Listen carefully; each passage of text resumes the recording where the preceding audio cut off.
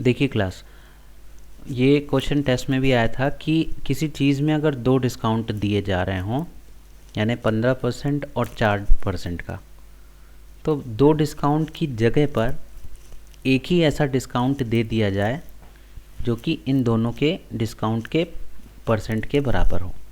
ऐसा कौन सा डिस्काउंट का परसेंट हम चुनें जो कि 15% और 4% डिस्काउंट के बराबर हो, इक्विवेलेंट हो। तो इस तरह के सवाल को करने के लिए वी में apply two methods.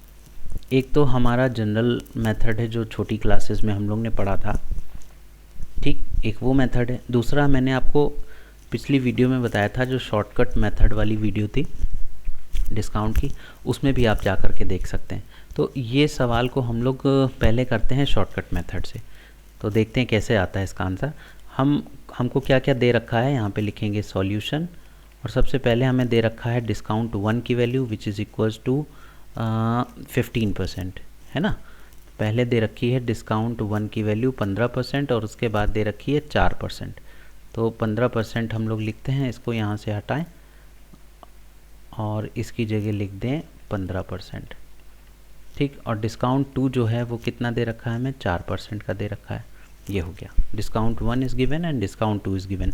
Overall discount हमें निकालना है, तो टोटल डिस्काउंट हम लोगों का हो जाएगा, मान लेते हैं डी है, तो डी की वैल्यू हो जाएगी D1 plus D2 minus D1 D2 upon 100, ठीक। ये वो फॉर्मूला है जिसको हम लोगों को अप्लाई करना है एक ही डिस्काउंट का परसेंटेज निकालने के लिए, व्हेन 2 डिस्काउंट्स आर गिवन। जब 2 डिस्काउंट्स दिए हों और उनकी जगह पे आपको एक ही डिस्काउंट लगाना हो तो आप लोग इस तरह के मेथड का इस्तेमाल करिएगा। अब इनमें वैल्यूज़ हम पुट करते हैं और देखते हैं कि क्या वैल्यू आएगी हमारी।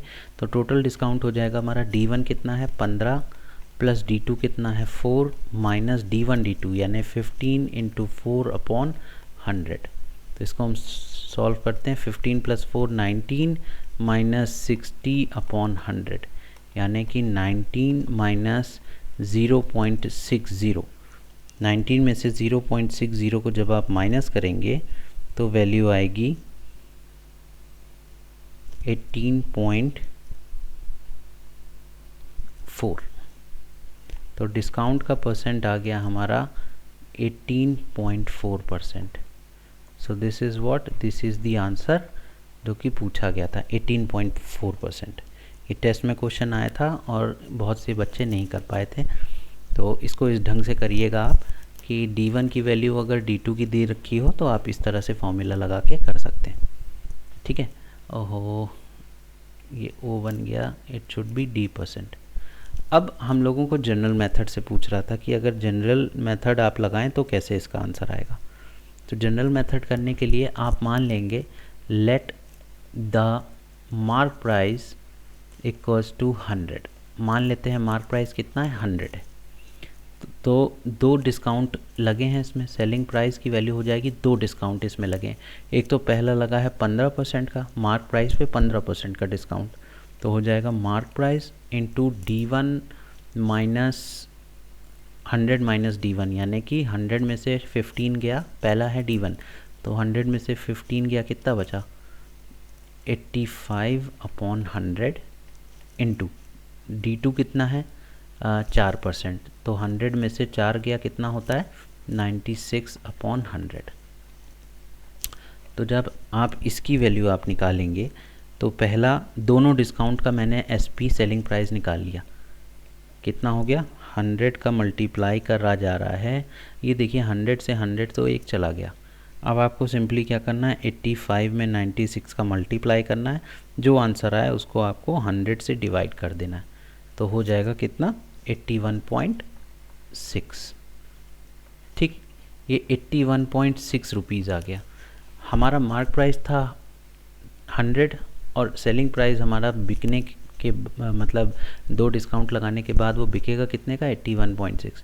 तो आपको इक्विवेलेंट डिस्काउंट का जो परसेंटेज निकालना है उसके लिए आपको कुछ नहीं करना है, मार्क प्राइस जो आपने एज्यूम किया था और सेलिंग प्राइस जो आया है इसको बस आपको क्या करना है सब्ट्रैक्ट कर देना और परसेंटेज में लिख देना है। तो डिस्काउंट का परसेंट आपका आ जाएगा, डिस्काउंट परसेंट इक्वल्स टू, एक minute, discount percentage equals to mark price यानी कि 100 माइनस सेलिंग प्राइस कितना है 81.6, और मैंने बताया था कि इसका जो डिफरेंस आपका आएगा इस डिफरेंस को डायरेक्टली आपको परसेंटेज में लिख देना है। तो 100 में से 81.6 गया, कितना बचेगा 18.4, और ये जो आंसर आपका आया है इसको परसेंटेज में आपको लिख देना। बस यही था वो ओवरऑल परसेंटेज जो आपको निकालने को बोला जा रहा था। तो दिस इज़ द आंसर। ठीक है, ये समझ में आया आपको। तो इस तरह से बाकी के अदर क्वेश्चंस भी दिए गए थे जो कि आप लोगों ने बहुत से क्वेश्चंस को छोड़ दिया है। अब उनको इस मेथड को जानने के बाद अब उनको करने की कोशिश करिएगा, आपके आंसर्स ज़रूर आएंगे। Thank you so much.